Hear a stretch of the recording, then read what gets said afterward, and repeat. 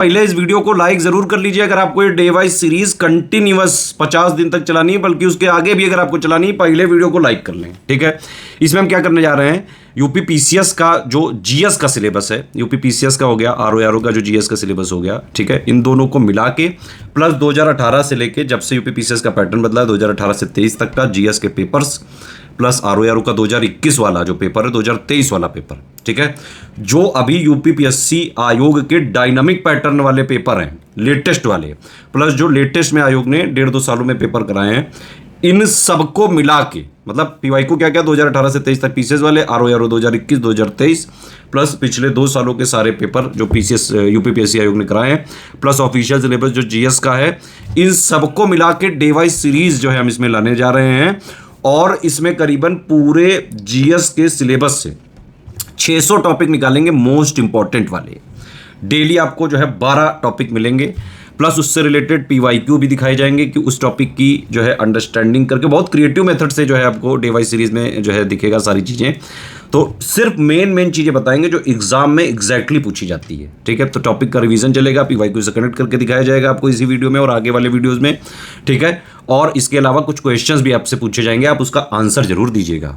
अच्छा, मिसलेनियस का पापा वीडियो अलग से मिलेगा तो वो इसमें इंक्लूडेड नहीं है। करंट अफेयर का हम रिवीजन और पापा अलग से देते हैं, वो इसमें इंक्लूडेड नहीं है। बजट इकोनॉमिक सर्वे पापा वो भी इसमें इंक्लूड नहीं है। लेकिन बाकी जीएस का कंप्लीट जो स्टैटिक वाला है, बिल्कुल नया सिलेबस, डायनामिक जो पैटर्न चल रहा है उसके हिसाब से, और जितना पीवाईक्यू अभी भी रिलेवेंट है उन सबको मिला के मोस्ट इंपॉर्टेंट 600 टॉपिक्स हैं इसमें। वीडियो देखने से पहले एक इंपॉर्टेंट इंफॉर्मेशन है आप सभी लोगों के लिए, अभी भी जितना टाइम बचा है यूपी पीसीएस 2024 प्री के लिए, आरओ 2023 का री एग्जाम प्री के लिए जो है जितना टाइम बचा है, इसमें स्टडी फॉर सिविल सर्विसेज का सिलेक्शन मटेरियल, पेड ग्रुप के जो है exclusive recorded videos, paid quiz, test series, इन सबको लेके जो है पढ़ाई प्रैक्टिस रिवीजन करके आराम से कट ऑफ निकल सकता है, चाहे जैसा पेपर आ जाए, easy moderate tough analytical conceptual. RO 2023 का री एग्जाम का प्री प्लस मेंस, यूपीपीसीएस 2024 का प्री प्लस मेंस, 2025 यूपीपीसीएस का भी प्री प्लस मेंस का ग्रुप हमारा चल रहा है, यूकेपीएससी मेंस का भी ग्रुप चल रहा है, आप उसमें एडमिशन ले सकते हैं, बीओ का भी ग्रुप चल रहा है, उसमें एडमिशन लेके सिर्फ और सिर्फ सिलेक्शन वाली तैयारी कर सकते हैं। बाकी एक और जो है कई सारे स्टूडेंट की डिमांड थी कि कोई ऐसा कोर्स लाया जाए जो काफी कम प्राइस में हो। रिकॉर्डेड जो वीडियोस का एक हमने सिर्फ बैच लॉन्च किया है आरओ के लिए, कंप्लीट प्री का 200 नंबर का, जीएस प्लस हिंदी का प्लस करंट अफेयर, सिर्फ 800 में मिल जाएगा आपको। पीसीएस वाला जो है वो हमने लॉन्च किया है completely recorded video, GS plus CSAT plus current affair, सिर्फ और सिर्फ 1600 रुपए में ऐप में मिलेगा। चलिए अब डे वाइज सीरीज जो है देखिए, और इसके आंसर भी जरूर दीजिएगा, जो भी क्वेश्चन पूछे जा रहे हैं डेली आंसर देना है। डे वाइज वीडियो रिवीजन में क्लास नंबर 30 हम लोग करेंगे। 30वीं क्लास में हिस्ट्री का टॉपिक नहीं है, नेक्स्ट क्लास से हिस्ट्री का टॉपिक भी लेंगे हम लोग। प्लेट विवर्तनिकी, प्लेट विवर्तनिकी कॉन्सेप्ट से ज्यादा यूपीपीएससी ने अभी तक नहीं पूछा है, लेकिन हर बार आपको लगता है हर साल कि ये टॉपिक से यूपीपीएससी कभी नहीं पूछेगा, लेकिन कई बार उससे कंसेप्चुअल सवाल आ जाता है। तो इस बार मुझे लग रहा है प्लेट टेक्टोनिक और उसके जो एक्सेप्शनल केसेस हैं, जो थ्योरी है और जो उसका प्रैक्टिकल है वो जरूरी है, तो इसमें पूरा समझ लेंगे आप प्लेट टेक्टोनिक्स को। लास्ट ये टॉपिक रह गया था नीति आयोग का स्ट्रक्चर, इसको हम लोग स्टडी कर लेंगे। पासिंग ऑफ ऑर्डिनरी बिल, साधारण विधेयक पारित होने के चरण, इसको समझ लेते हैं। प्लेट टेक्टोनिक्स एक वैज्ञानिक सिद्धांत है जो पिछले सैकड़ों लाखों वर्षों में पृथ्वी के स्थलमंडल की लगभग 7 जो बड़ी प्लेटें हैं, मेजर प्लेट, और कई सारी जो छोटी माइनर प्लेटें हैं, उनकी गतिविधियों की व्याख्या करता है, कैसे टकराती हैं, इनके टकराने से कैसे कैसे लैंडफॉर्म उत्पन्न होते हैं या फिर बिगड़ते हैं, या और क्या क्या आपको पटल विरूपण देखने को मिलता है, यानी स्थल के ऊपर क्या क्या चीजें बदलती हुई देखने को मिलती हैं और स्थल के नीचे, इसी को हम लोग प्लेट टेक्टोनिक्स बोलते हैं। प्लेट टेक्टोनिक थ्योरी को हम लोग कह सकते हैं कि कॉन्टिनेंटल ड्रिफ्ट थ्योरी जो दी गई थी, कॉन्टिनेंटल ड्रिफ्ट थ्योरी उसी को एक्सप्लेन करता है, उसको परिष्कृत करता है। कॉन्टिनेंटल ड्रिफ्ट थ्योरी में कहा गया था कि कॉन्टिनेंट जो है गति करते हैं, जबकि एक्सप्लेनेशन ये है कि कॉन्टिनेंट नहीं गति करते हैं, प्लेट्स गति करती हैं, और प्लेट्स के ऊपर जो है उनके क्रस्ट पे कॉन्टिनेंट स्थित होते हैं। जब कोई दो प्लेटें आपस में मिलती हैं तो उनकी जो रिलेटिव मूवमेंट होती है उसके आधार पर हम 3 भागों में बांट सकते हैं। 3 प्रकार हो सकते हैं यहाँ पर प्लेट मूवमेंट के, अभिसारी, अपसारी और रूपांतरित। अपसारी यानी कि डाइवर्जेंट बाउंड्री, अपसारी यानी कि कन्वर्जेंट बाउंड्री, और तीसरी है transform plate boundary. Transform plate boundary ये कैसे कैसे बनती है, क्या क्या इनके सिग्निफिकेंस है, इसको देखेंगे, क्योंकि इसी से क्वेश्चन बनते हैं हमारे एग्जाम में यूपीपीएससी में, क्योंकि थ्योरी पे ज्यादा नहीं फोकस किया जाता है। थ्योरी पर भी अगर फोकस करेंगे तो फैक्ट पे करते हैं। तो डाइवर्जेंट सीमा, डाइवर्जेंट बाउंड्री तब बनती है जब 2 टेक्टोनिक प्लेट एक दूसरे से दूर जाती हैं। डाइवर्जेंस का मतलब ये होता है बिखरना, दूर जाना। तो divergent boundary occurs when two tectonic plates move away from each other, दो प्लेट एक दूसरे के दूर जाएंगी और इन बाउंड्रीज पर लावा जो है ये बहने लगता है, दरार आ जाती है भूपटल पर, लावा बहने लगता है। जो गीजर्स हैं ये अपना सुपर हीटेड वाटर जो है फेंकने लगते हैं बाहर। फ्रीक्वेंट अर्थक्वेक्स ये आते हैं रिफ्ट के पास। जब प्लेट एक दूसरे से दूर जाती हैं तो जब रिफ्ट बनता है उसके आसपास अर्थक्वेक देखने को मिलते हैं, रिफ्ट के पास, रिफ्ट के अंदर, रिफ्ट के अगल बगल। मैग्मा जो कि मॉल्टन रॉक होते हैं ये मेंटल से बाहर आने लगते हैं, मेंटल से बाहर ये क्रस्ट के ऊपर दिखाई देने लगते हैं आपको। It oozes out into the gap and hardens the solid rocks forming a new crust on the torn edges of the plate। ये कैसे होता है अभी हम डायग्राम समझेंगे तो आपको समझ में आएगा कि नया क्रस्ट कैसे बनता है। जब प्लेटें एक दूसरे से दूर जाती तो नया क्रस्ट कैसे बनता है इसको देखेंगे। Magma forms the mantle solidifies into basalt, a dark dense rocks that underlies the ocean floor. Ocean floor में जो बसाल्ट पाया जाता है ये आपको क्रस्ट पे देखने को मिलने लगता है। ये सिग्निफिकेंस है। जब दो प्लेटें एक दूसरे से दूर जाती हैं तो जो है किसका निर्माण होता है, बसाल्ट का, ठीक है, नया क्रस्ट बनता है। और किसका बनता है, बसाल्ट रॉक्स का। At the divergent boundaries oceanic crust made up of basalt is created. तो डाइवर्जेंट बाउंड्रीज पर कॉन्टिनेंटल क्रस्ट बनता है कि ओशियनिक क्रस्ट, तो आपको ध्यान रखना है ओशियनिक क्रस्ट बनता है ना कि कॉन्टिनेंटल क्रस्ट। इस डायग्राम में दिखाया गया है किस तरीके से डाइवर्जेंट प्लेट बाउंड्री बनती है। ये डाइवर्जेंट प्लेट बाउंड्री का डायग्राम है। डाइवर्जेंट प्लेट बाउंड्री कैसे बनती है इसको यहाँ पे दिखाया गया है। अब यहाँ पे शुरू से देखिए, ये जो प्लेटें हैं एक दूसरे से दूर जा रही हैं, किस डायरेक्शन में जा रही है, और एक इस डायरेक्शन में जा रही है। तो प्लेटें एक दूसरे से दूर जा रही हैं तो अपसार यहाँ पर हो रहा है। जब प्लेटें एक दूसरे से दूर जा रही हैं तो आप देखेंगे यहाँ पर रिफ्ट बनती है। इसको हम लोग क्या बोलते हैं, रिफ्ट। रिफ्ट वैली ये बनती है, रिफ्ट वैली में पानी भर जाता है तो इसको हम लोग जो है ओशियनिक क्रस्ट बोलने लगते हैं। इसको हम लोग क्या बोलते हैं, ओशियनिक क्रस्ट बोलने लगते हैं, क्योंकि मैग्मा देखिए ऊपर आ रहा है एस्ट्रोनोस्फेयर से, मतलब मेंटल से। एस्ट्रोनोस्फेयर से जो मैग्मा जो है ऊपर की तरफ भाग रहा है, ऊपर की तरफ जा करके सॉलिडिफाई हो जाता है इस तरीके से, और ये क्या बना देता है, बसाल्ट रॉक्स बना देता है, बसाल्ट रॉक्स का निर्माण कर देता है। तो इस तरीके से अब सारी प्लेट सीमा बनती है और इस तरीके से पटल का निर्माण होता है। अब आप देखेंगे जितना भी ये प्रक्रिया हो रही है सी के नीचे हो रही है, तो ये डाइवर्जेंट प्लेट बाउंड्रीज जो है आपको ज़्यादातर केसेस में सी के नीचे देखने को मिलती हैं। सी के ऊपर भी देखने को मिल सकती हैं, ऐसा नहीं है, लेकिन सी के नीचे क्या होता है कि एकदम ये जो मतलब जो ये लावा निकलता है ये सी में होने के कारण ठंडा जाता है और ठंडाने के बाद जो है बसाल्ट रॉक्स में कन्वर्ट हो जाता है। तो ये है, तो पृथ्वी के नीचे इस तरीके से जो है ओशियनिक क्रस्ट का निर्माण होता है, दो प्लेट जब एक दूसरे से दूर जाती हैं। कन्वर्जेंट प्लेट बाउंड्री को समझ लेते हैं। कन्वर्जेंस का मतलब होता है पास आना। तो दो प्लेट जब एक दूसरे के पास आती है और टक्कर होती है तो किस तरीके से जो है काम होता है इसमें अभिसारी सीमा में आपको देखने को मिलेगा। उबड़ खाबड़ पर्वत बनते हैं और कभी कभी दूसरी प्लेट गहरी समुद्र तल की खाई में गिर जाती है। तो दो तरीके से होता है, एक तो ये होगा कि दो प्लेट आपस में टकराई और यहाँ पर पटल विरूपण के रूप में आपको माउंटेन वगैरह देखने को मिल गए, माउंटेन रेंज देखने को मिल गई, ठीक है, कॉन्टिनेंटल क्रस्ट में। लेकिन कई बार ये होता है कि एक प्लेट दूसरे प्लेट के नीचे जो है सबडक्ट कर जाती है इस तरीके से, ठीक है। ये एक प्लेट जो है दूसरी प्लेट के नीचे जो है चली जाती है और जो है ओशियनिक क्रस्ट के नीचे गिर जाती है, तो ऐसा भी देखने को मिल सकता है। अभिसारी सीमा पर यानी कि ये जो बाउंड्री बनती है यहाँ पर अक्सर आपको पर्वत श्रृंखला देखने को मिलेगी और आपको क्या देखने को मिलेगा, शक्तिशाली भूकंप दोनों तरफ देखने को मिलेगा। यहाँ पर भी आपको अर्थक्वेक्स वगैरह देखने को मिलेंगे और ज्वालामुखियों की श्रृंखला देखने को मिलेगी। ज्वालामुखी यानी वोल्केनोस आपको यहाँ पर देखने को मिलेंगे। Chain of volcanoes often form parallel to the boundary और to the mountain range and to the trench, ठीक है। इसके बाद क्या होता है, colliding plates is topped with oceanic crust, it is forced down into the mantle where it begins to melt. यदि टकराने वाली प्लेटों में से एक के ऊपर समुद्री क्रस्ट होता है तो ये नीचे की ओर मेंटल में चला जाता है और यहाँ ये पिघलना शुरू हो जाता है। मैग्मा दूसरी तरफ में ऊपर उठता है और जमकर नई क्रस्ट का निर्माण करता है।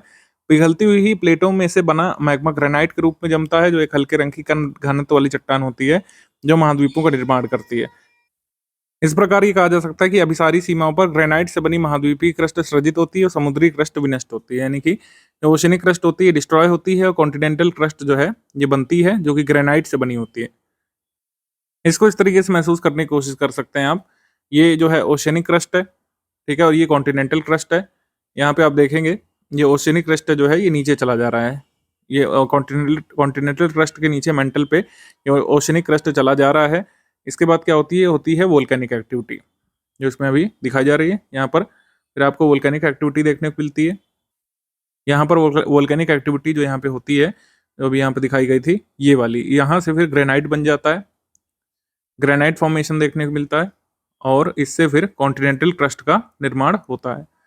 तो ये ग्रेनाइट फॉर्मेशन इसमें होता है, कॉन्टिनेंटल क्रस्ट का निर्माण होता है। ओशनिक क्रस्ट जो है ये डिस्ट्रॉय हो रहा है, ये टूट करके नीचे वापस मेंटल में चला जा रहा है, ठीक, या एस्ट्रोनोस्फेयर में चला जा रहा है हम लोग कह सकते हैं। तो ये यहाँ पे है। तो जब ये कॉन्टिनेंटल क्रस्ट और ओशनिक क्रस्ट टकराते हैं तो इस तरीके का कन्वर्जेंट बाउंड्री बनती है। जो मैंने बताया, अगर नहीं समझ में आया तो दोबारा से डायग्राम देख सकते हैं पीछे करके, सब कुछ समझ में आएगा। तीसरी है ट्रांसफॉर्म प्लेट बाउंड्री। जब दो प्लेट आपस में स्लाइड करती हैं एक दूसरे से, तब यहाँ पर ट्रांसफॉर्म प्लेट बाउंड्री बनती है। टकराती नहीं है, ध्यान रखिएगा, कोलाइड नहीं करती हैं, स्लाइड करती हैं। और नेचुरल और human made structures that cross transform boundary और offset split into pieces and carried in opposite direction. जो इन बाउंड्रीज पर ह्यूमन मेड स्ट्रक्चर बिल्डिंग वगैरह होती है, जाहिर सी बात है बहुत नुकसान होता है उनको भी तोड़ दिया जाता है दो टुकड़ों में। कैसे टूटती हैं अभी बताएंगे। Rocks that line the boundary are pulverised as the plates grind along and creating a linear fault valley और अंडर सी कैनियन। तो लीनियर फॉल्ट वैली यहाँ पर बनती है और पत्थर जो है टूटते हैं। As the plates alternatively jam and jump against each other, earthquakes rattles through a wide boundary zone। यहाँ पर बहुत भूकंप आता है तेज वाला ट्रांसफॉर्म प्लेट बाउंड्री में। In contrast to convergent and divergent boundaries no magma is formed. इसमें कोई मैग्मा नहीं बनता है क्योंकि क्रस्ट मतलब ये दोनों जो कह सकते हैं प्लेट है आपस में टकरा ही नहीं रही है। मैग्मा तभी बनता है जब प्लेट टकराती हैं आपस में, स्लाइड करती हैं एक दूसरे के against. Crust is cracked and broken at transform margin but it is not created और डिस्ट्रॉयड। तो इसमें ना क्रस्ट बनता है और ना ही डिस्ट्रॉय होता है, बस टूटता है क्रस्ट। कैसे टूटता है इसको समझते हैं ट्रांसफॉर्म प्लेट बाउंड्री के डायग्राम से। ये है transform plate boundary. Transform plate boundary जब दो प्लेट आपस में स्लाइड करती हैं, ट्रांसफॉर्म प्लेट बाउंड्री इस तरीके से बनती है। ये ट्रांसफॉर्म प्लेट बाउंड्री दिखाई जा रही है जब दो प्लेट जो है, प्लेट नंबर 1 प्लेट नंबर 2 आपस में स्लाइड कर रही है, टकरा नहीं रही है। तो जब ये स्लाइड कर रही है, जंप जैम करती है, एक दूसरे से रगड़ खा रही हैं, तो जितना भी यहाँ पर जो क्रस्ट होगा वो टूटेगा। और इस क्रस्ट के ऊपर अगर कोई बिल्डिंग बनी होगी, कोई अगर स्ट्रक्चर बना होगा, कुछ भी होगा तो वो टूटेगा, निश्चित तौर पर वो भरभरा के गिर जाएगा। तो क्रस्ट जो है यहाँ पर जो है टूटता है, मतलब ब्रोक होता है, डिस्ट्रॉय नहीं होता है। डिस्ट्रॉय तब होता है जब नीचे चला जाए। तो मेंटल के नीचे अगर क्रस्ट चला जाए तो उसको डिस्ट्रॉय होना मानते हैं। मेंटल के ऊपर से अगर क्रस्ट ऊपर आ जाए, नया बनने लगे पर्वत के रूप में या फिर किसी भी रूप में, तो उसको हम लोग क्रस्ट का बनना बोलते हैं। इसमें क्रस्ट सिर्फ ब्रोक होता है, यानी कि टूटता है, ठीक है। अब भूकंप वगैरह यहाँ पर काफी सारे आएंगे निश्चित तौर पर। इतनी बड़ी प्लेटें जब आपस में स्लाइड करेंगी तो ये पूरे एरिया में जबरदस्त भूकंप के झटके महसूस होंगे यहाँ पर लोगों को। तो ये है ट्रांसफॉर्म प्लेट बाउंड्री का कंसेप्ट। यहाँ पर कोई मैग्मा बाहर नहीं आ रहा है, कोई क्रस्ट बन या टूट नहीं रहा है। क्रस्ट सिर्फ यहाँ पर मतलब टूट रहा है, टूट के बिखर रहा है, नया नहीं बन रहा है, ना ही पुराना जो है ये मेंटल के नीचे चला जा रहा है। यहाँ पर मैग्मा नहीं बन रहा है, मैग्मा ऊपर नहीं आ रहा है। नीति आयोग का स्ट्रक्चर यहाँ पर समझ लेते हैं। सबसे पहले यहाँ पर होते हैं चेयरपर्सन।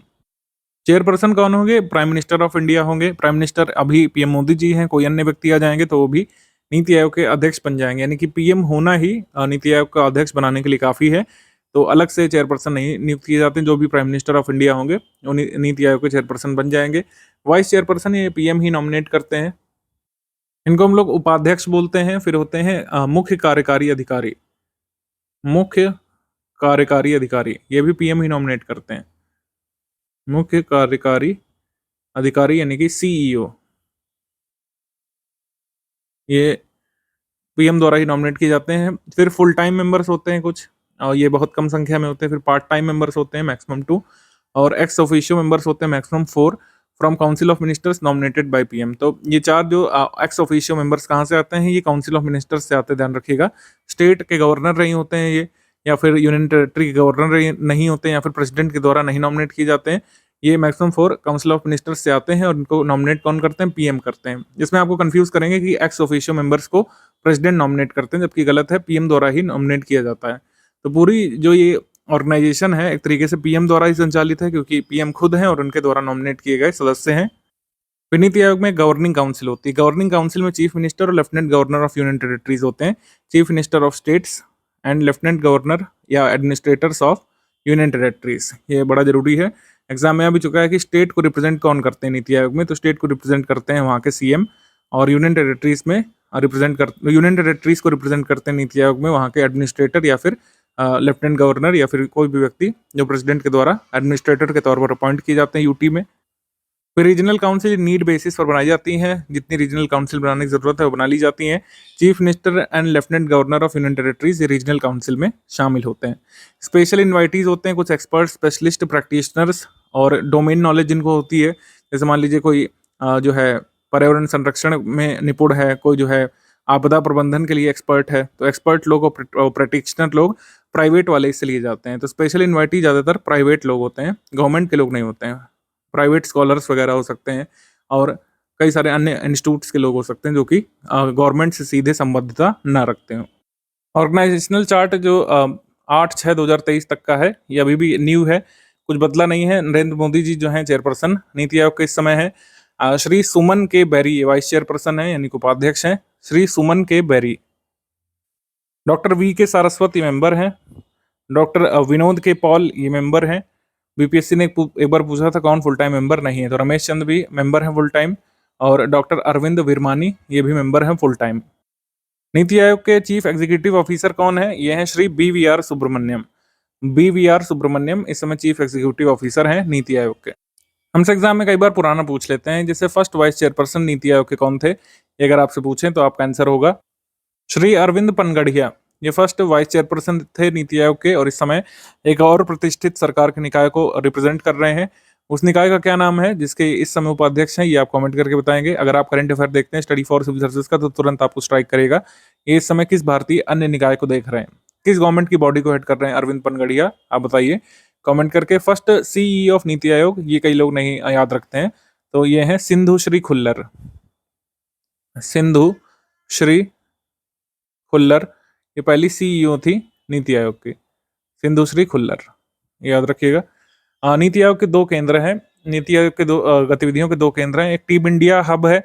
टीम इंडिया हब जो है ये सहकारी संघवाद की भावना के प्रचार प्रसार और नीति और कार्यक्रम रूपरेखा को तैयार करने का कार्य करता है। इसको हम लोग टीम इंडिया हब बोलते हैं। नाम ही टीम इंडिया इस वजह से रखा है क्योंकि इसमें राज्य सरकारों के भी लोग शामिल होते हैं। राज्यों के साथ नीति आयोग के जुड़ाव के अपेक्षित समन्वय और सहायता प्रदान करता है। ये टीम इंडिया हब राज्य सरकार के लोग नहीं एक्चुअली शामिल होते, राज्य सरकार के लोगों को शामिल करने का प्रयास किया जाता है इसमें, ठीक है। सहकारी संघवाद यानी कोऑपरेटिव फेडरलिज्म की भावना को प्रचार प्रसार करने का उद्देश्य रहता है। हमारे देश में स्कॉलर्स तो कहते हैं बार्गेनिंग फेडरलिज्म है, लेकिन मोदी जी हमेशा कहते हैं कि कोऑपरेटिव फेडरलिज्म है और इसी को प्रमोट करता है नीति आयोग। ज्ञान और नवाचार केंद्र यानी कि नॉलेज और इनोवेशन सेंटर ये दूसरा हब है टीम इंडिया हब के अलावा। ज्ञान और नवाचार केंद्र की गतिविधियां क्या है? अत्याधुनिक संसाधन केंद्र बनाए रखना, यानी कि एक मॉडर्न रिसोर्स सेंटर के रूप में काम करना, सुशासन और सर्वोत्तम प्रथाओं पर शोध का भंडार बनाए रखना, जो भी सुशासन यानी गवर्नेंस पर सर्वोत्तम प्रथाएं हो सकती हैं या फिर जो इवॉल्व हो रही हैं उनके बारे में स्टडी करते रहना और उनका पूरा डेटा वगैरह रखना, महत्वपूर्ण मामलों पर सलाह देना, देश और विदेश में कॉलेजों, विश्वविद्यालयों, थिंक टैंक, गैर सरकारी संगठनों सहित प्रमुख हितधारकों के साथ साझेदारी को प्रोत्साहित करना। जैसे आपने नीति आयोग के बारे में सुना होगा, जब हम एग्रीमेंट सेक्शन करते हैं करंट अफेयर का, कई सारे लोगों के साथ ये जो है साझेदारी करता है हमारा थिंक टैंक, अन्य देश के थिंक टैंकों के साथ, NGO के साथ। ये बात हो गई नॉलेज और इनोवेशन सेंटर की। अब कोऑपरेटिव फेडरलिज्म को बढ़ावा देने के लिए नीति आयोग क्या क्या कदम उठाता है, इसको हम लोग देख लेते हैं बाइलिंगुअल फॉर्मेट में। नीति आयोग ने भारत में सहकारी संघवाद को बढ़ाने के लिए कई पहलें की हैं, उनमें से महत्वपूर्ण इस प्रकार हैं। कोऑपरेटिव फेडरलिज्म को आगे ले जाने के लिए प्रधानमंत्री, कैबिनेट मंत्रियों और सभी मुख्यमंत्रियों के बीच बैठकें होती हैं नीति आयोग में, ठीक है। डायरेक्ट जो मुख्यमंत्री हैं अपनी बात रख सकते हैं प्रधानमंत्री और यूनियन कैबिनेट के सामने। राष्ट्रीय महत्व के विषयों पर मुख्यमंत्रियों के उप समूह को सृजन किया जाता है। जैसे कोई राष्ट्रीय महत्व का मुद्दा है, जैसे इंटरस्टेट रिवर डिस्प्यूट हो गया, या फिर कोई हेरिटेज साइट है उसको लेकर कोई मुद्दा चल रहा है किसी 2 राज्यों के बीच, तो उसमें मुख्यमंत्रियों का एक सब ग्रुप बना दिया जाता है जिससे जो है मुद्दों को सुलझाया जा सके। सर्वोत्तम प्रथाओं को साझा करके, कोई राज्य आगे बढ़ रहा है, कोई राज्य पीछे जा रहा है, तो वो एक दूसरे की प्रथा को अपना सकते हैं, बिल्कुल, क्योंकि हम एज अ टीम इंडिया काम करते हैं। सभी राज्य एक दूसरे की सर्वोत्तम प्रथाओं को अपना सकते हैं, अपनाना चाहिए, इस बात को प्रमोट करता है नीति आयोग। राज्य केंद्र शासित प्रदेशों के पदाधिकारियों का नीतिगत समर्थन और क्षमता विकास किया जाता है। पूरे सभी राज्यों केंद्र शासित प्रदेशों के जो टॉप लेवल ऑफिशियल्स होते हैं उनको पॉलिसी में कोई दिक्कत आ रही पॉलिसी मेकिंग में, तो उनका क्षमता निर्माण किया जाता है, उनको पॉलिसी मेकिंग सिखाई जाती है नीति आयोग में। नीतिगत समर्थन और क्षमता विकास, पिछड़े जिलों के लिए आकांक्षी जिला कार्यक्रम जैसे आया था जनवरी 2018 में, अभी एक एस्पिरेशनल ब्लॉक प्रोग्राम जैसे जारी कर दिया गया है। एस्पिरेशनल डिस्ट्रिक्ट प्रोग्राम कब आया था, ये पूछा गया था पेपर में, जनवरी 2018 में। विभिन्न क्षेत्रों में थीम आधारित व्यापक जुड़ाव सुनिश्चित करना उद्देश्य होता है। Theme based extensive engagements in various sector, framing model laws for land leasing and agricultural marketing reforms, area specific intervention for the northeast and Himalayan states and island development। भूमि पट्टे और कृषि विपणन सुधारों के लिए आदर्श कानून तैयार करना, ये भी नीति आयोग, मतलब ये पूरा काम नीति आयोग नहीं करता, लेकिन इसमें एक मेजर रोल निभाता है, क्योंकि मॉडल लॉज बनाना कई बार बड़ा जरूरी हो जाता है, क्योंकि हर स्टेट की फसलें अलग हैं, वहाँ की मार्केटिंग प्रैक्टिसेस अलग अलग हैं, लेकिन मॉडल लॉज जो बनाए जाते हैं उसमें उन मॉडल लॉज को अपना सकते हैं राज्य, तो वैसे कानून तैयार करने में नीति आयोग मदद करता है।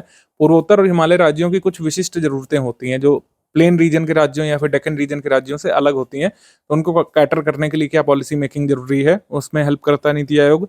केंद्र राज्यों और केंद्र शासित प्रदेशों को प्रासंगिक तकनीकी सलाह प्रदान करता है, और बुनियादी अवसंरचना के विकास के लिए मॉडल और कार्यक्रमों की स्थापना और निजी सार्वजनिक भागीदारी को फिर से स्थापित करने के लिए प्रोत्साहित करता है, जैसे केंद्र राज्य भागीदारी मॉडल, राज्यों और केंद्र शासित प्रदेशों के लिए विकास सहायता सेवाएं, मानव पूंजी परिवर्तन के लिए यानी कि ह्यूमन रिसोर्स ट्रांसफॉर्मेशन के लिए या ह्यूमन कैपिटल डेवलपमेंट के लिए ये 7 प्रोग्राम जो आया था, sustainable action for transforming human capital programme, ये 7 प्रोग्राम लॉन्च किया गया था। उसके अलावा development support services to states and union territories DSSS ये लॉन्च किया गया था नीति आयोग के द्वारा। तो ये कुछ जो है इनिशिएटिव्स अब तक लिए गए हैं, लगातार और भी इनिशिएटिव्स लिए जाते हैं, जैसे इनोवेशन को प्रमोट करने के लिए अटल इनोवेशन मिशन, उसके तहत अटल टिंकरिंग लैब्स जो है कई सारे संस्थानों में बनाए जाते हैं, जिससे जो युवा हैं उनके भीतर इनोवेशन की भावना जागृत किया जा सके। तो ये सब चीज़ें लगातार नीति आयोग करता रहता है। तो डे नंबर 30 में आ चुके हैं साइंस सेक्शन के ऊपर, जिसमें आज हम बात करने वाले हैं प्रकाश सिंह बादल के बारे में, मतलब लाइट के बारे में। आज यहाँ से शुरुआत हो चुकी है। तो लाइट में अपने को 2 चीज़ें देखनी है। सबसे पहले तो क्या क्या बेसिक्स होते हैं लाइट के। लाइट का मतलब यहाँ पे रोशनी से है, उस वाली लाइट से नहीं है जो कि आपके यहाँ चली जाती है तो आप मुख्यमंत्री को गाली देने लगते हो, उस लाइट के बारे में नहीं, वो तो बिजली होती है वैसे। और दूसरा ये कि कौन कौन से ऐसे फिनोमिना हैं जो कि लाइट की वजह से होते हैं, और मेनली उनके एप्लीकेशन, कि कौन से फिनोमिना की वजह से क्या चीज़ होती है जो कि हमें डेली लाइफ में अपने आजू बाजू देखने के लिए मिलती है। तो वो सारी चीज़ें बहुत ज़रूरी है, इसको कवर करेंगे नेक्स्ट वीडियो में। फ़िलहाल बात करते हैं कि क्या क्या बेसिक इन्फॉर्मेशन है लाइट के बारे में। तो लाइट को स्टडी किया जाता है ऑप्टिक्स में, प्रकाशिकी में, आशिकी में नहीं, प्रकाशिकी में इसको स्टडी किया जाता है। अब ऑप्टिक्स के 2 पार्ट हो सकते हैं, वेव ऑप्टिक्स और रे ऑप्टिक्स। जो 10th के बाद साइंस वाले हैं वो तुरंत रिलेट कर पाए होंगे, और जो बाकी के बैकग्राउंड वाले हैं आर्ट या कॉमर्स वगैरह, वो बिल्कुल टेंशन ना लो, हेडफोन निकालो और पूरी बकैती सुनते चलो, और लास्ट में MCQ ज़रूर सॉल्व कर लेना। तो चलो यार फटाफट से शुरू करते हैं आशिकी सॉरी लाइट के बारे में। तो जो लाइट है जिसकी वजह से आपका स्क्रीन जल रहा है और हमारा लिखा हुआ कंटेंट आप देख पा रहे हो, वही लाइट है। तो वो क्या है?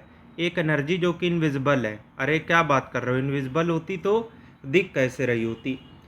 तो आप क्या देख पा रहे हो, हमारा लिखा हुआ पूरा पोर्शन। तो लाइट खुद एक इनविजिबल चीज़ है, लेकिन दूसरी चीज़ों को विजिबल बना देती है।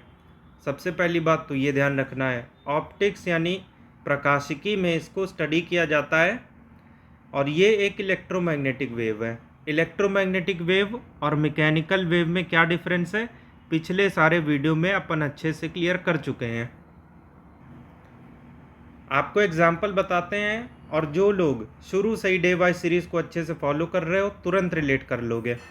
देखिए होता ये है कि सूर्य हमसे कितनी ज़्यादा करोड़ों किलोमीटर है, और फिर भी उसकी लाइट जो है 8 मिनट 20 सेकंड के अंदर हमारे तक आ जाती है, और वहाँ पर ऊपर कोई एयर वगैरह भी नहीं है, कोई मीडियम भी नहीं है, और नीचे एयर है। और वहीं अगर आउटर स्पेस में 2 एस्ट्रोनॉट अगल बगल एक दूसरे के खड़े हो जाएं और भाई कैसे क्या किस रॉकेट से आए हो, तो कुछ नहीं सुनाई देगा दोनों को, क्योंकि जो साउंड वेव है बिना मीडियम के आगे बढ़ ही नहीं पाएगी। और इस टाइप की वेव को मैकेनिकल वेव कहेंगे। और जो वेव को ट्रैवल करने के लिए मीडियम की ज़रूरत नहीं है तो वो इलेक्ट्रोमैग्नेटिक वेव हो गई। और चूंकि जो लाइट है वो भी इसी का पार्ट है, इसीलिए इसको इलेक्ट्रोमैग्नेटिक वेव की कैटेगरी में रखना पड़ रहा है। वैसे ये सारी चीज़ें आपको बता चुके हैं। और एक सबसे बड़ी बात, जैसा कि हमने साउंड वाले में देखा था कि जैसे जैसे मीडियम डेंस होगा पार्टिकल आसपास आ जाएंगे, मीडियम गाढ़ा होता जाएगा, तो वैसे साउंड ज़्यादा तेज़ भागेगी, उसकी स्पीड बढ़ जाएगी। लाइट के मामले में ये उल्टा होता है। लाइट के जो पार्टिकल हैं तभी आगे अच्छे से बढ़ेंगे जब आसपास कोई ऑब्स्ट्रक्शन ना हो, मीडियम के पार्टिकल कम से कम इंटरफेयर करें। यानी कि जो मीडियम हल्का होगा, पार्टिकल दूर दूर रहेगा जिसका, वहाँ पे लाइट तेज़ भागेगी। और जैसे जैसे पार्टिकल पास आते जाएंगे वो लाइट के मार्ग में इंटरफियर करेंगे, जिस वजह से उसकी स्पीड स्लो होती जाएगी। तो डेंसर मीडियम में, गाढ़े मीडियम में लाइट स्लो होती जाएगी, और जहाँ मीडियम है ही नहीं है, वैक्यूम में, वहाँ पे सबसे तेज़ भागेगी। और वैक्यूम में 3 × 10⁸ मीटर पर सेकंड, बोले तो 3 लाख किलोमीटर पर सेकंड के हिसाब से लाइट भागती है। और इससे तेज़ दुनिया में कोई भी चीज़ भागती नहीं है।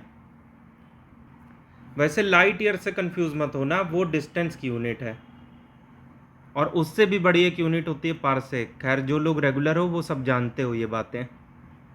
अब यार लाइट के बारे में ना 2 थ्योरी चलती है, एक वेव थ्योरी और एक पार्टिकल थ्योरी, क्योंकि 2 अलग अलग साइंटिस्टों ने ये माना है कि लाइट वेव भी है और पार्टिकल भी है। तो अभी इस पे आएंगे धीरे से। इसके मायने क्या हुए कि इसका डुअल नेचर होता है, ये वेव की तरीके से भी बिहेव करेगी और पार्टिकल की तरीके से भी। क्योंकि आने वाले वीडियो में आपको यहीं पे बताऊंगा कि कुछ फिनोमिना ऐसे होते हैं जो कि वेव नेचर की वजह से एग्जिस्ट करते हैं। अगर ये प्रूव हो जाता गलती से भी कि लाइट वेव नहीं है तो ये फिनोमिना होते भी नहीं। फॉर एग्जांपल इंटरफेरेंस और पोलराइजेशन। और वहीं अगर ये थ्योरी गलत हो जाती कि लाइट पार्टिकल नहीं है, तो फोटो इलेक्ट्रिक इफेक्ट, जिसकी वजह से आगे जाके आइंस्टीन जी को नोबेल मिला था, तो वो कभी ना मिल पाता। तो डुअल नेचर है, वेव पार्टिकल दोनों की तरीके से बिहेव करती है। अब यार दोनों थ्योरी में एक डिफरेंस है लाइट को लेके। एक थ्योरी ये मानती है कि लाइट स्ट्रेट लाइन में, ये स्ट्रेट लाइन आपको बना के दिखा दी हमने, एक और बार देख लो, ऐसे इस तरीके से लाइट भागती है, यूं या ऐसे या ऐसे, एकदम स्ट्रेट। लेकिन एक थ्योरी का कहना है कि लाइट ऐसे भागती हुई सिर्फ आपको दिखाई देती है, वास्तव में वो ऐसे नहीं भाग रही होती है। तो जब डिटेल में आएंगे इसी वीडियो में तो बात कर लेंगे। वैसे अगर ये बात साबित हो गई है कि लाइट जो है वो स्ट्रेट लाइन में चलती है कुछ इस तरीके से, और इसी वजह से जो सूर्य ग्रहण है, सोलर एक्लिप्स या फिर चंद्र ग्रहण, वो हमें दिखाई पड़ जाता है। हालांकि एक बात ज़रूर है कि सूर्य ग्रहण और चंद्र ग्रहण के टाइम पे हमें ये सलाह दी जाती है कि उसको देखो नहीं, देखना है तो चश्मा पहन के देखो, धूप वाला। ऐसा इसलिए है क्योंकि ऊपर से जो यूवी रेज आती हैं उस टाइम पे वो सीधे सीधे हमारे तक पहुंच जाती हैं। ऊपर जो ओजोन लेयर है वो भी उसका कुछ नहीं बिगाड़ पाती है। तो उसी यूवी की वजह से हमें ये सलाह दी जाती है कि भैया सोलर या लूनर एक्लिप्स के टाइम पे दूर रहो या तो चश्मा पहनो। अब यार ये सवाल आता है कि जिस थ्योरी ने ये प्रूफ किया कि लाइट जो है वो स्ट्रेट लाइन में चलते हुए सिर्फ दिख रही है, वो चल नहीं रही है, तो क्यों दिख रही है? क्योंकि लाइट की जो वेवलेंथ है बहुत ही कम होती है। तो वेवलेंथ की बात चली ना, तो इसका मतलब वेव इन्वॉल्व है कहीं ना कहीं। तो इसका मतलब ये हुआ कि ऐसा किस थ्योरी में कहा गया है कि लाइट स्ट्रेट लाइन में चलते हुए सिर्फ दिख रही है, वो वेव थ्योरी में। जबकि पार्टिकल का ये कहना है कि लाइट छोटे छोटे पार्टिकल से मिलकर बनी है जो कि वाकई में स्ट्रेट लाइन में ट्रैवल कर रहे होते हैं। तो वाकई में ट्रैवल करना और ट्रैवल करते हुए दिखना दो अलग अलग चीज़ें हैं। फॉर एन एग्जाम्पल, एक ट्रेन आपके सामने से गुजरी तो वो वाकई में चल रही है, और उसके अंदर बैठे हुए बंदे जो अपनी जगह बैठे हैं वो खुद नहीं चल रहे हैं, लेकिन वो हमें चलते हुए दिखाई पड़ रहे हैं। तो ये दोनों में फ़र्क होता है। तो ये देखो यार, पार्टिकल थ्योरी के हिसाब से लाइट ऐसे ऐसे छोटे छोटे पार्टिकल से मिलके बनी है, जबकि वेव थ्योरी के हिसाब से इस तरीके की वेव के रूप में ट्रैवल करती है हमारी लाइट। और वेव से रिलेटेड जितने भी टर्म हैं, चाहे वेवलेंथ हो, फ्रीक्वेंसी हो या एम्पलीट्यूड हो, तीनों चीज़ें एक्सप्लेन कर चुके हैं 2 से 3 वीडियो पहले। तो जो लोग रेगुलर नहीं हो तो भाई रेगुलर हो जाओ, डायरेक्ट 25 नंबर या 30 नंबर पे आओगे तो कई सारे कंसेप्ट आपके स्किप हो चुके होंगे। तो इससे पहले हम डिटेल में बात करें कि वेव नेचर और पार्टिकल नेचर और ये दोनों थ्योरी किस साइंटिस्ट ने दी थी, हम ये जान लेते हैं कि हमारी आंखों को कौन सा ऐसा कलर है जो अच्छे से एकदम तुरंत दिख जाता है। मोस्ट सेंसिटिव होती है हमारी आई, मतलब उसको बिल्कुल टाइम नहीं लगेगा पकड़ने में कि हाँ ये वाला कलर है। तो हमारी जो आँख है वो येलोइश ग्रीन कलर के लिए सबसे ज़्यादा सेंसिटिव है। अब इसका एग्जांपल आपको कैसे दें, हमारे SCS चैनल का जो लोगो है उसमें S लिखा है काले में, और यहाँ का जो बैकग्राउंड है वो है येलोइश ग्रीन कलर का। तो आप समझ गए हो इस कलर के प्रति हमारी आँख मोस्ट सेंसिटिव होती है। और आप लोग जो एस्पिरेंट हो वो भी हमारे चैनल के लिए मोस्ट सेंसिटिव बनो। इससे पहले हम आगे बढ़ें, वीडियो को लाइक करके जाओ। तो ये जो येलोइश ग्रीन लाइट है इसकी वेवलेंथ होती है 550 नैनोमीटर या 5500 एंगस्ट्रॉम। ये बात ध्यान रखना है, ये पूछा जा चुका है पहले। और लाइट जो कि विजिबल स्पेक्ट्रम का पार्ट है जिसके 7 कलर होते हैं, सब्सीक्वेंट वीडियो में बता देंगे इसके बारे में, उसकी वेवलेंथ होती है 380 नैनोमीटर से लेके 780 नैनोमीटर तक। यहाँ पे हो सकता है आपको 390 दे दे और यहाँ 750 तक ही रह जाए। तो इसीलिए आपको ये याद रखना है, याद रखना भी आसान है। हमारे सर का नंबर है 7838692618। तो 78 से उठा लो ये और 38 से ये, 380 से 780 नैनोमीटर लाइट की वेवलेंथ।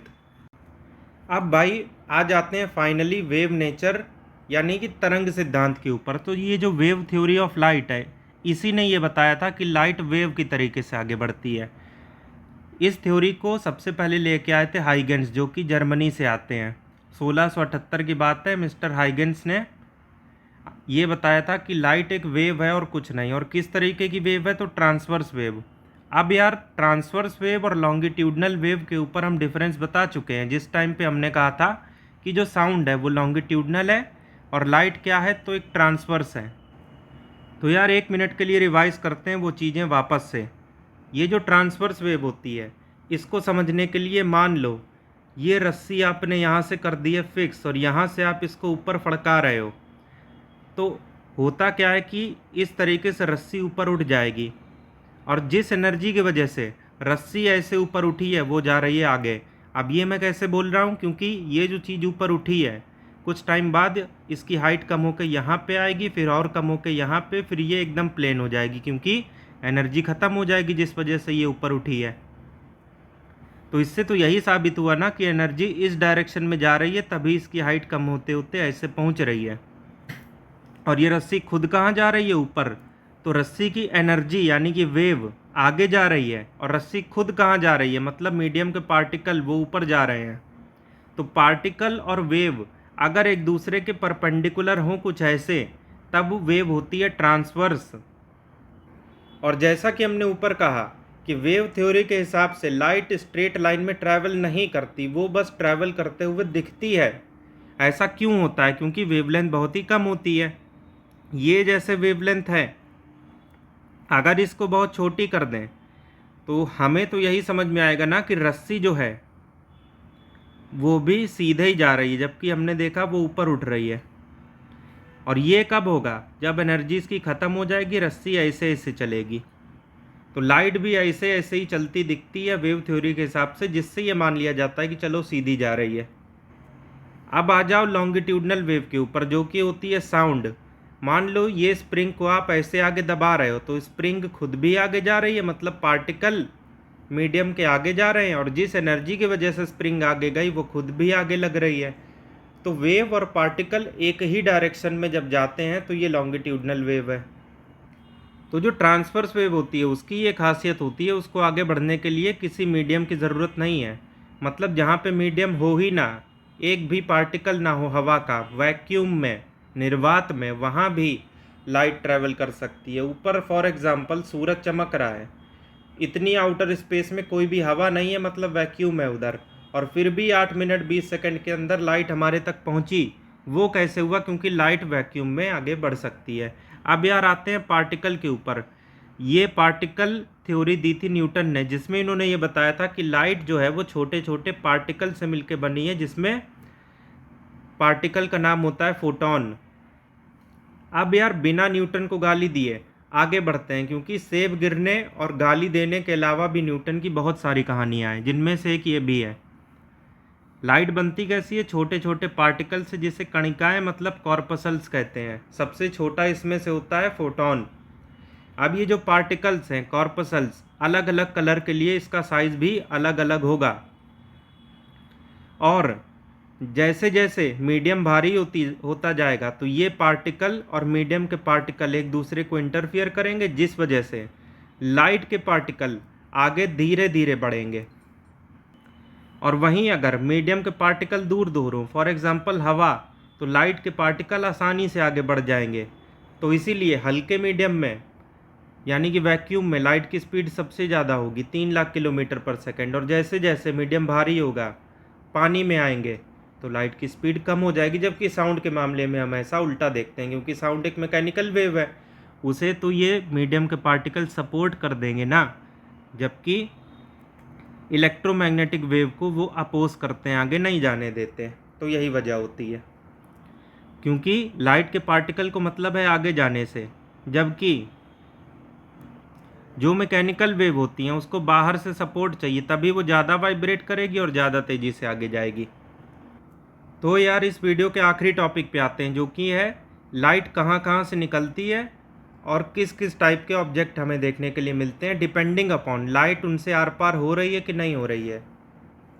तो सबसे पहले लूमिनस, इन्वर्टर नहीं है ये। लूमिनस का मतलब है ऐसे कोई भी ऑब्जेक्ट दुनिया भर के जिनके पास खुद की लाइट हो। वो बोलते हैं ना कि सूरज के जैसे अगर चमकना है तो जलना पड़ेगा। तो क्या समझे कि अगर सूरज जल ना रहा होता तो वो चमक भी ना रहा होता। तो जो ऑब्जेक्ट जलते हैं या जलाए जाते हैं बाहर से, जिसकी वजह से वो चमकते हैं, तो वो लूमिनस है। उनके पास खुद की लाइट है, तो इस बात से फ़र्क नहीं पड़ता कि बाहर से लाइट पड़ रही है कि नहीं पड़ रही है। फॉर एग्ज़ाम्पल जो सूरज है, बल्ब है, मोमबत्ती है, या फिर मंदिर में जो दिया जलाने जाते हो वो है, या फिर जलती हुई सिगरेट है, तो वो सब देखने के लिए ना आपको मोबाइल लेके टॉर्च नहीं जलाना पड़ेगा, या फिर अगर गाड़ी में हो तो हेडलाइट नहीं ऑन करनी पड़ेगी। उनके पास खुद ही लाइट है, वो खुद ही दिख जाएंगे। फिर आता है अदीप्त, नॉन लूमिनस। ये सारी चीज़ें आपको तभी दिखेंगी जब आप बाहर से लाइट डालोगे। यकीन नहीं आता ना, तो अपने कमरे की लाइट शाम टाइम में बंद करके देखना कभी। तो जो चीज़ आपको लग रहा था कि ये तो साफ साफ दिख रही है, तो कुछ नहीं दिखेगा, बाहर से लाइट डालिएगा तभी दिखेगा। सबसे बड़ा एग्जाम्पल है चंद्रमा। इसके पास खुद की लाइट नहीं है, बाहर से लाइट पड़ती है तभी दिखता है। अब आप सोच रहे हो कि सूरज तो चमक नहीं रहा, तो बाहर से लाइट डाल कौन रहा है? इसका आंसर आपको पता हो तो बता देना, नहीं तो आगे आने वाले वीडियो में हम तो बताएंगे ही। और जो ग्रह है मतलब हमारी पृथ्वी, आप शाम को कार की हेडलाइट क्यों जलाते हो? क्योंकि सूरज चमकना बंद कर चुका है और बाहर से लाइट हमारी पृथ्वी पे पड़ना बंद हो गई है। तो हमें चीज़ें दिखेंगी कैसे? क्योंकि पृथ्वी के पास खुद की लाइट तो है नहीं, तो बाहर से लाइट पड़ेगी तभी चीज़ें दिखेंगी। And same goes for things around us, मतलब आसपास की सभी चीज़ें। हमने एग्जांपल दिया कमरे का, आप समझ लेना बाकी। अब यार देखो ट्रांसपेरेंट ऑब्जेक्ट कौन से होते हैं। गाड़ी की जो विंड स्क्रीन है उसके आसपास से लाइट गुजर जाती है ना, तभी उसके आसपास की चीज़ें आपको दिख जाती हैं। तो लाइट ना इनके आर पार निकल जाती हैं, तो जिस चीज़ के आर पार आप चीज़ें देख सकते हो तो वो ट्रांसपेरेंट है। फिर आता है ट्रांसलूसेंट, मतलब बटर पेपर। तो बटर पेपर में चीज़ें धुंधली दिखती हैं अगर आप उसके आर पार से देखने की कोशिश करो तो ऐसा क्यों? क्योंकि कुछ लाइट वो खुद ही सोख लेता है और बची खुची पास करता है। तो जो बची खुची लाइट पास हुई उसी की वजह से उसके आर पार दिखेगा जो भी दिखेगा। और तेल से भीगा हुआ कागज़, आप फील समझ सकते हो इसकी कि किस तरीके का सीन होगा। फिर आता है ओपेक, जिसके आर पार लाइट जा ही नहीं सकती। फॉर एग्जाम्पल, आप अपने फ़ोन आंखों के सामने रखे हो तो आंखों के सामने केवल फ़ोन दिखेगा, उसके उस पार क्या है वो नहीं दिखेगा अनलेस आप फ़ोन आंखों के सामने से हटा लो। ऐसा इसलिए क्योंकि लाइट उसके आर पार जा ही नहीं सकती। तो कुछ लोग यहीं से निराश हो जाएंगे कि भाई लाइट आस पार जा ही नहीं सकती, ये तो बहुत बुरा हुआ। लेकिन कभी कभी ऐसा ज़रूरी भी होता है। फॉर एग्ज़ाम्पल आपके कपड़े, अब इसके आगे मैं कुछ बोलूँगा नहीं, आप लोग खुद ही समझदार हो। अब यार बकैती होती है ख़त्म, एमसीक्यू होते हैं चालू। सबसे पहला तो वही कि लाइट जो है वो हमें सीधी डायरेक्शन में चलता हुआ क्यों दिखता है। अब आप ये बताओ सबसे पहले ये किस थ्योरी में ये बात है। तो जाहिर सी बात है वेव थ्योरी में। पार्टिकल में तो सीधे सीधे डिक्लेयर्ड है कि लाइट दिखती नहीं है, वाकई में ट्रैवल करती है सीधे सीधे। तो इसकी वजह यह है कि वेवलेंथ बहुत छोटी होती है उसकी, सी। अब इसमें बताओ 270 में सबसे ज़्यादा वेलोसिटी किसकी होगी। तो जाहिर सी बात है लाइट की, इससे तेज कोई है ही नहीं है, इवन कॉस्मिक रे भी नहीं। और अगर सुपरसोनिक वेव की बात चली गई है तो ये स्पीड ऑफ साउंड का कितने गुना होता है ज़रा बता देना कमेंट बॉक्स में। अगर नहीं बता पा रहे तो इसका मतलब आप रेगुलर नहीं हो। 267 में बताओ लाइट की वेवलेंथ किससे किसके बीच में होगी। तो सर का नंबर क्या है 7838, तो 38 से 78, 380 से 780। अब 90 है तो कोई प्रॉब्लम नहीं है इतनी, यहाँ भी हो सकता है 750 हो जाता, तो डी ऑप्शन। उसके बाद हमारी जो आँख है वो सबसे ज़्यादा किस वेवलेंथ की लाइट के प्रति मोस्ट सेंसिटिव है। तो किस कलर की लाइट के प्रति मोस्ट सेंसिटिव है, तो येलो ग्रीन, मतलब हमारे एससीएस के लोगों के पीछे का बैकग्राउंड। अब इसकी वेवलेंथ की अगर बात करो तो 5500 एंगस्ट्रॉम, मतलब 550 नैनोमीटर, बार बार न्यूटन निकल जाता है। तो ये न्यूटन के प्रति हमारा प्यार है, हम गरियाते नहीं हैं आप लोगों की तरह उन्हें। अब यार 271 सबसे ज़्यादा लाइट किस में तेज़ भागेगी, मैक्सिमम किस में होगी उसकी स्पीड। तो मीडियम जितना हल्का होगा उतनी ज़्यादा तेज़ लाइट भागेगी। तो सबसे हल्का मीडियम इसमें से कौन सा है, हाइड्रोजन। ये दुनिया के सबसे हल्की गैस भी है, इसका आंसर होगा डी। अब अगली चीज़, इसी वीडियो में 3 से 4 बार चिल्ला चिल्ला के बता चुके हैं, सूर्य से पृथ्वी तक लाइट कितनी देर में पहुंचती है। तो 8 मिनट के आसपास, सी। वैसे प्रिसाइज बोले तो 8 मिनट 20 सेकंड। अब यार 274 बताने का मन तो है नहीं क्योंकि पिछले वीडियो का सवाल है। फोटोसिंथेसिस के टाइम पे, जी हाँ वही फोटोसिंथेसिस जो कि कोई मिल गया का जादू नहीं करता। कौन करता है, जाके पिछला वीडियो देखो जानना है तो। एनर्जी कन्वर्जन बताना है तो लाइट एनर्जी सबसे पहले कन्वर्ट किस में होगी, केमिकल एनर्जी में, क्योंकि खाना बन रहा है। लाइट से केमिकल, ए। तो अगले वीडियो में ही लाइट के बारे में बात करेंगे क्योंकि ये टॉपिक अभी ख़त्म नहीं हुआ है, बहुत सारी चीज़ें हैं जानने को। इसलिए जब जब वीडियो आए कोशिश कीजिए उसी दिन देख लीजिए, नहीं तो नेक्स्ट डे देख लीजिए। और हो सके तो 1 से लेकर 50 तक पूरा देख के जाना before you attend the actual paper on the exam hall.